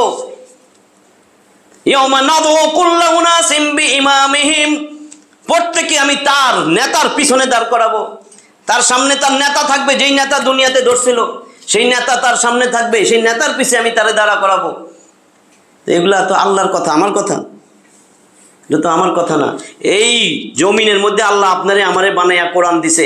আল্লাহ কি চাইছে? ও মানুষ, তোর আল্লাহ রসুলের আদর্শ হবি। আল্লাহ রসুলের আমি এত কষ্ট দিছি, এত কষ্ট দিছি, তারে আদেশ করছি, হুকুম করছি, এই জমিন আমার, জমিনে হুকুম চলবে আমার। কোরআনের যত বিধিবিধান আছে সেটা বাস্তবায়ন করো, সেটার জন্য চেষ্টা করো। কোরআনের আইন জমিনে প্রতিষ্ঠিত করার জন্য চেষ্টা করো। এটা কি চরমনের পীরের হুকুম? হেফাজত ইসলামের হুকুম? ও জামাতে ইসলামীর হুকুম? কার হুকুম? কে ফরজ করছে এটা? জামাতে ইসলাম, হুজুরে। এটা তো আল্লাহ করছে। আল্লাহর কথাটা আপনি বলবেন না? আপনি আল্লাহর প্রতিনিধি না? হোক না না হোক আপনি তো বলবেন। এটা তো আপনি নিজে যদি কিছুই না পারেন, অক্ষম থাকেন, আপনি নিজের ব্যক্তিগত জীবনে তো কোরআন আনবেন। যদি এরকম হয় আপনিও কোরআন পড়তে পারেন না, পরিবারের কেউ কোরআন পড়তে পারে না, কোরআনের অর্থও বুঝে না, তারপরে দুনিয়া থেকে চলে যাবেন, কি অবস্থা হবে? দুনিয়ায় কেন পাঠাইলেন? আল্লাহ নিজেই বলতেছেন তোরে কি আমি অনর্থক বানাইছি? আমি একটা উপদেশ মালা দিছি, আমার এই উপদেশটাই তুমি জানো না। কি উপদেশ দিলাম, কি চিঠি দিলাম, কি প্রেসক্রিপশন দিলাম? ইয়া আইয়ুহান নাস ক্বাদ জাআতকুম মাউইযাতুম মির রাব্বিকুম ওয়া শিফাউল লিমা ফিস সুদূর ওয়া হুদাও ওয়া রাহমাতুল লিল মুমিনিন। 10 নম্বর সূরা ইউনূস, নবী ইউনূস 109টা আয়াতের এই সূরার মধ্যে 57 নম্বর আয়াত। আল্লাহ সমস্ত মানব জাতিরে বলতেছেন, হে মানুষ, কদ জাআতকুম মাউইযাতুম মির রাব্বিকুম, তোমার রবের পক্ষ থেকে একটা মাউইজা আসছে, একটা উপদেশ, একটা প্রেসক্রিপশন, একটা নসিহত মালা আসছে। আমি একটা চিঠি তোমাদের সবার কাছে পাঠিয়ে দিছি, পৌঁছাইয়া দিছি। এইটা তোমার অন্তরের সমস্ত রোগের শেফা। ওই মোমেনরা, যদি তোমরা কোরআনের কাছে আসো, কোরআন সবাই আসার কথা ছিল, যেহেতু মোমেনরাই কোরআনের কাছে আসে, এই জন্য শেষের দুইটা বলছে মোমেনদের জন্য এটা হেদায়েত এবং আমি আল্লাহর রহমত। যদি তোমরা এই কোরআন নিয়ে চলো তাহলে আমি আল্লাহর রহমত প্রাপ্ত হইবা।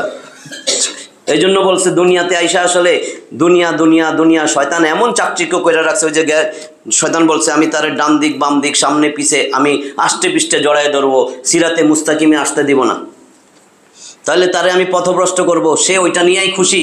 সে মনে করবে আমি তো নামাজ, যারা নামাজি, আমি তো নামাজ পড়ি, রোজা রাখি, হজও করছি, আরে একটা করলে হয়, নামাজ তো ধরছি। অথচ তার আদর্শ রসুল না, জীবনে কোরআনের কাছেও আসে নাই। সে জান্নাত পাইবে কেমনে? 3টা জিনিসের রাস্তা হলো সিরাতে মুস্তাকিম, এর বাইরে সিরাতে মুস্তাকিম নাই। নামাজে পড়ি আমি মুনাফিক, আল্লাহ আমি একজন মুনাফিক বলতেছি ইহদিনাস সিরাতাল মুস্তাকিম। আগে ওইটা বলে নিবেন, আল্লাহ আমি একজন মুনাফিক, আমি বলতেছি ইহদিনাস সিরাতাল মুস্তাকিম। মানুষকে সমাজে দেখাই আমি এলাকায় থাকতে হবে, কয় লোকটা নামাজি রে। তুমি যদি সত্যি নামাজি হইতা, তুমি যদি সত্যি চাইতা আমাদের সিরাতে মুস্তাকিম দেখান, তোমার আদর্শ হইতো রসুল, তুমি কোরআন নিয়ে চলতা। তুমি তো আল্লাহর সাথে প্রতারণা করতেছো, তুমি তো মহাপ্রতারক, তুমি মুনাফিক। বুঝতে পারতেছেন তো কথাগুলা? সারা দিন রাত আমি যা করতেছি, যত পরিশ্রম করতেছি সব ব্যর্থ। পরিশ্রম বলতে নামাজ পড়তেছি, যে উজু তো করার লাগে, সময় মতন আসতে হয়, আবার জামাতেও নামাজ পড়ি। আমার উদ্দেশ্য কি? সমাজে মানুষ আমারে বলবে নামাজি। যদি এইটাই উদ্দেশ্য না হয় তো আপনি রসুলের আদর্শ বানাইতে কেউ কি রসুলের মুখে গন্ধ, দাড়ির মধ্যে উকুন না কি রসুলের? দূর বেটা মেসওয়াক আধুনিক হয়ে গেছে, এই বেটা গাছের ডাল দিয়া কি দাঁত মাজে, এরকম। কি জন্য রসুলের অপছন্দ? যেই রসুলের আল্লাহ ঠিক করে দিয়ে দিয়েছেন আমার জন্য, অবশ্যই অবশ্যই নবী মুহাম্মদ মহান চরিত্রের অধিকারী। দুইটা কথা বলে দেই, এই আল্লাহর রসুলরে আল্লাহ তাআলা এত মহব্বত করেন, সেই রসুলের মৃত্যুর কথা আল্লাহ স্বয়ং দুইবার স্মরণ করাইছেন। একবার নিজে বলছেন, একবার জিবরিল আমিন পাঠাইয়া বলছেন। একটা হাদিস, একটা আয়াত আল্লাহ রসুলরে বলতেছেন। 39 নম্বর সূরা জুমার 30 নম্বর আয়াত। জুমারে আছে 75টা আয়াত, দলবদ্ধ জনতা। আল্লাহ আয়াত দিয়া সরাসরি নবীরে বলেন, ইন্নাকা মাইয়াতুন ওয়া ইন্নাহুম মাইয়াতুন। ও নবী, নিশ্চয়ই আপনি মারা যাবেন এবং তারাও মারা যাবে। যারা ঠাট্টা মস্করা করে নবীরে লইয়া, আল্লাহ বলে দিয়েছেন অবশ্যই অবশ্যই হে নবী আপনি মারা যাবেন। 21 নম্বর সূরা আম্বিয়া, নবীগণ, এখানে আছে 112টা আয়াত। একদম 34 নম্বর আয়াতে আল্লাহ সেখানেও বলছেন, ওয়ামা জাআলনা লিবাশারিম মিন ক্বাবলিকাল খুলদ আফা ইম মিত্তা ফাহুমুল খালিদুন। ও নবী, আপনার আগে কোনো মানুষকে আমি চিরঞ্জীব করি নাই, কাজেই আপনি মারা গেলে তারা কি চিরঞ্জীব হবে? যারা ঠাট্টা মস্করা করতো, আল্লাহ রসুল্লাহ বলছেন তোমার আগে কোনো মানুষকে আমি চিরঞ্জীব বানাই নাই, তার মানে তুমিও মারা যাইবা, চিরঞ্জীব কারণে বানাই নাই, কাজে তুমি মারা গেলে তারা কি চিরঞ্জীব হবে? তো এখান থেকে বোঝা যায় আল্লাহ রসুল্লাহ বলতেছেন তুমি অবশ্যই মারা যাইবা। এইবার আল্লাহ আবার জিবরিল আমিনরে পাঠাইয়া, এত মহব্বত, এত দামি, সারা বিশ্বের মধ্যে সবচেয়ে দামি, সবচেয়ে গুণী, সবচেয়ে মর্যাদা সম্পন্ন ব্যক্তি নবী মুহাম্মদ সাল্লাল্লাহু আলাইহি ওয়াসাল্লাম, তার মৃত্যুর কথা স্মরণ করান। হাদিসটা পাইবেন মুস্তাদরাকে হাকিম 7921 নম্বর হাদিস। মুস্তাদরাকে হাকিমে 7921, সিলসিলাহে সহিহা আরেকটা হাদিসের বই আছে, নাম তো শুনছেন, 831 নম্বর হাদিস। আন সাহাল ইবনে সাদিন قال جاء جبريل عليه السلام الى النبي صلى الله عليه وسلم فقال, সাহাল ইবনে সাদ রাদিয়াল্লাহু তাআলা আনহু বলেন, একদিন জিবরিল আমিন নবী করিম সাল্লাল্লাহু আলাইহি ওয়াসাল্লামের কাছে আসলেন আর বললেন, ইয়া মুহাম্মদ, 4টা জিনিস বলছেন। 1, ইসমা শিইতা ফাইন্নাকা মাইয়াতুন। হে নবী মুহাম্মদ, আপনি যতদিন ইচ্ছা জীবন যাপন করতে থাকেন, কিন্তু মনে রাখবেন আপনি মারা যাবেন। ওয়া আহবিব মান আহবাবতা ফাইন্নাকা মাফারিকুহু। আপনি যার সাথে ইচ্ছা বন্ধুত্ব করেন, যারে ইচ্ছা আপনি ভালোবাসেন, কিন্তু মনে রাখবেন একদিন তারে আপনি ছাইরা চলে যাবেন। 3 নাম্বার, ওয়া আমাল মা শিইতা ফাইন্নাকা মাজজিয়ুন বিহি। ওয়া আমাল মা শিইতা ফাইন্নাকা মাজজিয়ুন বিহি। আপনি যা মন চায় তাই করেন, কিন্তু প্রত্যেকটা কাজের বিনিময়ে আল্লাহ আপনারে দিবে, প্রত্যেকটা কাজের প্রতিফল ভোগ করা লাগবে। যা মন চায় করেন দুনিয়ায়, এটা তো আমাদেরকে বোঝানো হইতেছে। 4, সুম্মা ক্বাল, এরপরে আবার বললেন, ইয়া মুহাম্মদ সাল্লাল্লাহু আলাইহি ওয়াসাল্লাম, শারাফুল মুমিন কিয়ামুল লাইল ওয়া ইজ্জুহু ইস্তিগনাহু আনিন নাস। মুমিনের সম্মান, মুমিনের মর্যাদা নির্ভর করে ইবাদতে, রাত্রি জাগরণে। রাত্রি জায়গা যে ইবাদত করে এটা মুমিনের সম্মান বৃদ্ধি করে। আর ওয়া ইজ্জুহু ইস্তিগনাহু আনিন নাস, মুমিনের ইজ্জত মানুষের থেকে অমুখাপেক্ষী হওয়ার মধ্যে, মানুষের কাছে যে কিছুই চায় না, শুধু আমি আল্লাহর কাছে চাই, এতে তার ইজ্জত বাড়ে। এখানে মৃত্যুর কথা স্মরণ করাই দিছে। Death is enough as a reminder, কাফা বিল মাউতি ওয়াইজান। মৃত্যুর কথা একটা মানুষকে আখেরাতের কথা চিন্তা করায় দেয়। এই মৃত্যুর কথা ছাড়া কোনোদিন আপনার আখেরাত স্মরণ হবে না। নাইলে যাইয়া অফিসে বসে সুদ ঘুষ খাইবেন, ব্যবসার মধ্যে চিন্তা করবেন 5 কেজি চাউল আছে, এটারে কেমনে 5.5 কেজি বাঁধান যায়, এটা চিন্তা করবেন। কাপড়, যা ব্যবসা আছে, কাপড়টা আছে আপনার ওই যে কি কয় হিসাব, একটু কোনো রকমে একটু সিরা ফাড়া আছে, দাগ আছে, কেমনে এটা চালাই দেওয়া যায়, এরকম করবেন মানুষের সাথে। সব জায়গায় এগুলা করবেন। এই জন্য মৃত্যুর কথা স্মরণ করা হয়। রে মরার পরে তো অনন্ত অসীম জিন্দেগি, সেখানে তো আমার আল্লাহর সামনে দাঁড়াইতে হবে। সেখানে আল্লাহর সামনে দাঁড়ানো লাগবে না? সেই সময় যদি ধরা খেয়ে যান, জাহান্নাম ছাড়া তো উপায় নাই। যদি আমলনামা বাম হাতে চলে আসে, বাম হাতে যারা আমলনামা পাবে কি অবস্থা হবে? বাম হাতে যদি আমলনামা দেয়, 69 নম্বর সূরা আল হাক্কা, সেখানে দেখবেন 25, 26, 27, 28, 29, 30, 31, 32 এই আয়াতগুলা, এটার তাফসির মনে আগে করছি। সেখানে সুন্দর করে লেখা আছে ওয়া আম্মা মান উতিয়া কিতাবাহু বিশিমালি ফায়াকুলু ইয়া লাইতানি লাম উতা কিতাবিয়া ওয়া লাম আদরি মা হিসাবিয়া ইয়া লাইতাহা কানাতিল কাদিয়া মা আগনা আন্নি মালিয়া হালাকা আন্নি সুলতানিয়া খুযুহু ফাগুল্লুহু সুম্মাল জাহিমা সাল্লুহু সুম্মা ফি সিলসিলাতিন যারউহা 70 যিরাআন ফাসলুকুহ। যার বাম হাতে আমলনামা দেওয়া হবে সে বলবে হায় হায় যদি আজকে আমলনামা দেওয়া না হইতো, হায় যদি আমার আমলনামা আমি নাই জানতাম, হায় হায় মৃত্যু যদি শেষ হইতো। দুনিয়ায় থাকতে মনে করছিলাম আর দূর এগুলো কি কয়, মরার পরে কোনো জিন্দেগি নাই, মরার পরে জিন্দেগি নাই। কারা জানে? কাফের মনে করছেন কাফের এখানে নাই, এখানেও কাফের বসে রয়েছে। একটা আয়াত যে অস্বীকার করে সেই কাফের। আল্লাহ জানে যদি এখনো রসুলের আদর্শ না বানায়, অন্তত তোবা না করে, সে যে আল্লাহর কাছে কাফের হবে না কেমনে বুঝবেন? কারণ এটা তো আল্লাহর আয়াত। একটা আয়াত যে অস্বীকার করে সেই কাফের। শুধু একটা আয়াত না, একটা অক্ষর, শুধু একটা অক্ষর না, একটা নোক্তা যে অস্বীকার করে, তো অস্বীকার করে তো বসে রয়েছি, এখনো পরিষ্কার হইতেছি না। কি আমার কথা কি আমি আমার দলে ডাকতেছি এরকম? এত দিনে বুঝলাম আল্লাহ এটা কোন দলের, এরকম নাকি? হায় হায় তো ডাক্তার সাহেব তো কোন দলের জানি, কোন দলের আমি শুধু বলতেছি যে একদম খাঁটি সত্য কথাগুলো আমি কোরআন থেকে, এই জন্য আমি আয়াত বলি, আয়াতের নাম্বার বলি, হাদিস বলি, হাদিসের নাম্বার বলি। আমার ব্যক্তিগত কোনো কথা যেন কোনোদিন স্লিপ করেও না আসে। আমিও অনেক কাহিনী জানি, আমি তো কাহিনী বলি না, কাহিনী সেগুলাই বলবো যেটা কোরআনের সাথে, কোরআনের মধ্যে আল্লাহ দিয়ে দিছে। কোরআনের কাহিনী আছে, বনি ইসরায়েলের কাহিনী আছে, আমি সেগুলো পরে লাস্টে বলবো। আগে ওভারঅল কোরআনের একটা ধারণা সবার মধ্যে থাকা উচিত, যে লাস্ট একেবারে কোরআনে আল্লাহ কি বলছেন, কি ঘটনাটা কি, কোরআনের সারাংশ সেটা। এই যে এইখানে যারা বাম হাতে আমলনামা পাবে সেদিন বলবে হায় রে মৃত্যুই যদি শেষ হইতো। কারণ তারা দুনিয়াতে বলতো, দুনিয়াতে কি বলছে 36 নম্বর সূরা, সূরা ইয়াসিন, এখানে বৈজ্ঞানিক একটা ব্যাখ্যা আছে, সেটা বইলা আপনার আমি আনবো, এই জন্য বলতেছি। সূরা ইয়াসিন 36 নম্বর সূরা, 83টা আয়াতের সূরার 78 নম্বর আয়াত। وَضَرَبَ لَنَا مَثَلًا وَنَسِيَ خَلْقَهُ قَالَ مَنْ يُحْيِي الْعِظَامَ وَهِيَ رَمِيمٌ। আল্লাহ বলেন সে তো আমার বিরুদ্ধে বিভিন্ন উপমা রচনা করে।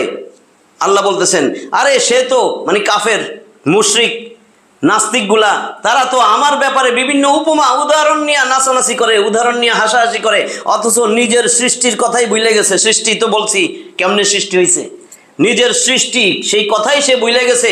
সে বলে মাইনি হইলে জমা হিয়ারামিম, আমরা যখন মইরা গেলাম তখন তো চামড়াও পচে গেল, গোস্তও পচে গেল, হাড্ডি বাড়িয়ে গেল, এরপরে কিছুদিন পরে হাড্ডিগুলা মাটির সাথে মিল্লা পাউডার হয়ে গেল। এই পচনশীল হাড্ডির থেকে আবার কেমনে আমারে বানাইব? 17 নম্বর সূরা, সূরা বনি ইসরাইল, আল ইসরা আরেক নাম, 111টা আয়াতের এই সূরার 49 নম্বর আয়াত। আল্লাহ আবারও বলতেছেন ওয়াকালু আইযা কুন্না ইযামান ওয়া রুফাতা আইন্না লামাবউসুনা খালকান জাদীদ। তারা বলে, এই কাফের মুশরিক এগুলার কথা বলতেছেন যে হায় হায় আমরা তো ময়রা পয়সা গইলা পাউডার হয়ে যাব, মাটির সাথে মিশে যাব, আবার কেমনে নতুন করে আমাগরে উঠাবে? 79 নম্বর সূরা নাজিয়াত 12 নম্বর আয়াত। ক্বালু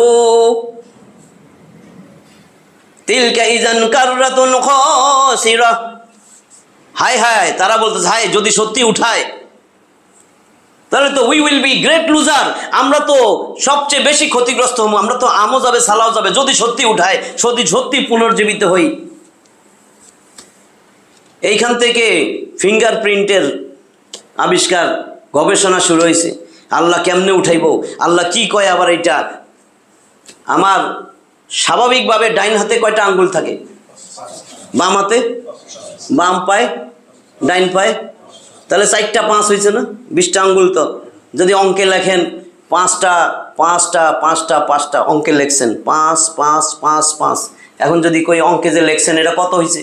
5555। 5555 গোটা কোরআনের আলহামদুলিল্লাহি রাব্বিল আলামিন 1 নম্বর আয়াত। এখান থেকে আয়াত পড়তে পড়তে পড়তে পড়তে গোটা কোরআনের 5555 নম্বর আয়াত যেটা, সেখানেই আছে ফিঙ্গারপ্রিন্ট। এই 5555 নম্বর আয়াতটা আছে 75 নম্বর সূরা, সূরা আল কিয়ামা। 40টা আয়াত আছে না? কিয়ামা, কিয়ামত, মহা সংকট, কিয়ামত। সেই কিয়ামত সূরা, কিয়ামা সূরার 4 নম্বর আয়াতই হলো 5555 নম্বর আয়াত। সেইখানে এই ফিঙ্গারপ্রিন্টের আয়াত। সেখানে আল্লাহ কি বলছেন আগে আয়াতটা বলি, বালা কাদিরিনা আলা আন নুসাউবিয়া বানানা। বানান মানে আঙ্গুলের অগ্রভাগ। এর আগের আয়াত 3 নম্বর আয়াত, আয়াহসাবুল ইনসানু আল্লান নাজমা ইযামা। সূরা কিয়ামার 3 নম্বর আয়াতে আল্লাহ বলতেছেন, আয়াহসাবুল ইনসান, মানুষ কি মনে করছে তারা মইরা পয়সা গইলা যাবে, আমি তাদের হাড্ডির কোশ্চিন কালেও হাড্ডিগুলো আবার জমা করতে পারবো না? ওই যে বলছিল এতক্ষণ কাফেররা। এরপরে আল্লাহ বলেন, বালা কাদিরিনা আলা আন নুসাউবিয়া বানানা। অবশ্যই অবশ্যই অবশ্যই আমি তো শুধু হাড্ডি গুড্ডি জমা করব না, বরং আমি তাদের আঙ্গুলের অগ্রভাগে দুনিয়ায় থাকতে যে ফিঙ্গারপ্রিন্ট ছিল, যেই রেখা বিন্যাস ছিল, হুবহু সেটা পুনর্বিন্যস্ত করতে আমি সক্ষম। এখান থেকে ফিঙ্গারপ্রিন্ট আবিষ্কার হয়েছে। আল্লাহ বলছেন 1450 বছর আগে, আর মাত্র 1900 শতকে ফিঙ্গারপ্রিন্ট আবিষ্কার হয়েছে। এই ফিঙ্গারপ্রিন্ট 800 কোটি মানুষের ফিঙ্গারপ্রিন্ট, একজন লোকের সাথে আরেকজন লোকের ফিঙ্গারপ্রিন্টের মিল নাই। এই জন্য পাসপোর্টে এখন দেখছেন না, পাসপোর্ট করতে বায়োমেট্রিক পদ্ধতি, ফিঙ্গারপ্রিন্ট দিতে হয়, দলিলে ফিঙ্গারপ্রিন্ট দিতে হয়। আপনার এখন ফিঙ্গারপ্রিন্ট দিয়া মোবাইলের লক, ল্যাপটপের লক সব খোলা যায়, মানুষের প্রোফাইল আইডেন্টিফিকেশন করা যায়, অপরাধী শনাক্ত করা যায় ফিঙ্গারপ্রিন্ট দিয়া। অফিসে এখন শুরু করছে, কখন আসছেন কখন গেছেন, হ্যাঁ, একেবারে উপস্থিতি অনুপস্থিতি সব বোঝা যায় ফিঙ্গারপ্রিন্ট। 2টা টুইন যমজ বাচ্চা, একদম মা ছাড়া বাপেও পারে না আমার কোনটা এটা ছোট না বড়টা, একরকম হুবহু। মায়েরও কষ্ট হয়, একরকম চেহারা, ওইটারও ফিঙ্গারপ্রিন্ট আলাদা আলাদা, ওই ফিঙ্গারপ্রিন্টে কোনো মিল নাই। তা আল্লাহ, বিজ্ঞান এখন যখন বলে তখন আমরা বিশ্বাস করি। আল্লাহ রসুল কি বলছেন, এই হাদিসটা বইলা শেষ করে দিতেছি। আল্লাহ রসুলের একটা হাদিস শুনেন, যে হাদিসটা বুখারীতে আছে, তিরমিজিতে আছে, ইবনে মাজায় আছে, আবু দাউদে আছে। আবু দাউদ 4743 নম্বর হাদিস, 4743 আবু দাউদে পাবেন হাদিসটা। আন আবি হুরায়রা রাদিয়াল্লাহু তাআলা আনহু قال قال رسول الله صلى الله عليه وسلم قل ابن آدم تأكل الأرض إلا أجب الذنب মিনহু খুলিকা ওয়া ফীহি ইউরাক্কাবু। আবু হুরায়রা রাদিয়াল্লাহু তাআলা আনহু বলেন, নবী করিম সাল্লাল্লাহু আলাইহি ওয়াসাল্লাম বলেন, কুল্লা ইবনে আদম, প্রত্যেকটা বনি আদমকে তাকুলুল আর, জমিন খায়া ফেলাবে, মাটি খায়া মিশায়া ফেলাবে, ইল্লা আজবাজ জানাব, শুধুমাত্র তার শরীরের একটা হাড্ডি কোনোভাবেই ক্ষয় হবে না। আরবিতে বলে আজবাজ জানাব, আরবিতে বলে আজবাজ জানাব। রসুল বলছেন এই হাড্ডির নাম আজবাজ জানাব। এটা মেরুদণ্ডের একদম নিচে যেই হাড্ডি, সেটা আমরা ফার্স্ট ইয়ারেই ডাক্তারি যারা পড়ে তাদেরকে পড়াই, মেরুদণ্ডের নিচে ছোট্ট 3 কোণা একটা হাড্ডি আছে, কক্সিস। এই কক্সিস এখন বিজ্ঞান বলছে, আমরা বিশ্বাস করতে বাধ্য। রসুল কিন্তু কয়ে গেছে কবে, 1450 বছর আগে, যে এই হাড্ডি কোনো নষ্ট হবে না। যদি হিন্দু, নাহলে মাথায় মনে আসবে, আরে মুসলমানরা না কবর দেয়, মাটি খায়া ফেলায়, ওইটারে খায়া কেমনে?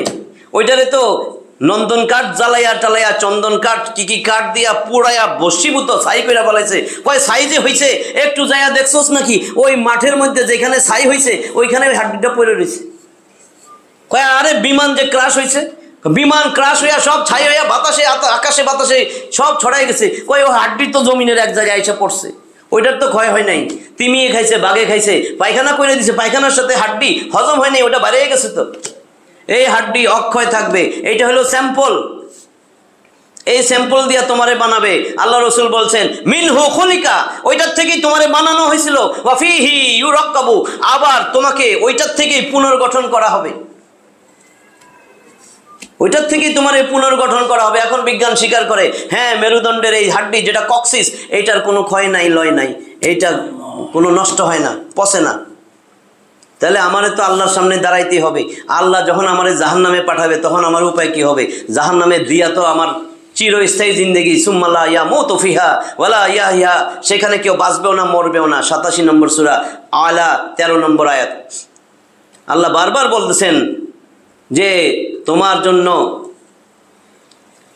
এই দুনিয়া ওমাল হায়াতুদ দুনিয়া ইল্লা মাতাউল গুরুর, এটা পরীক্ষার হল ছিল। দুনিয়া ধোকা ধোকা ধোকা ধোকা, এই দুনিয়ার পিছে পড়ে রইছো, আর এইভাবে এই ধন সম্পত্তির পিছে ছুটতে ছুটতে কবরে চলে আসতেছো।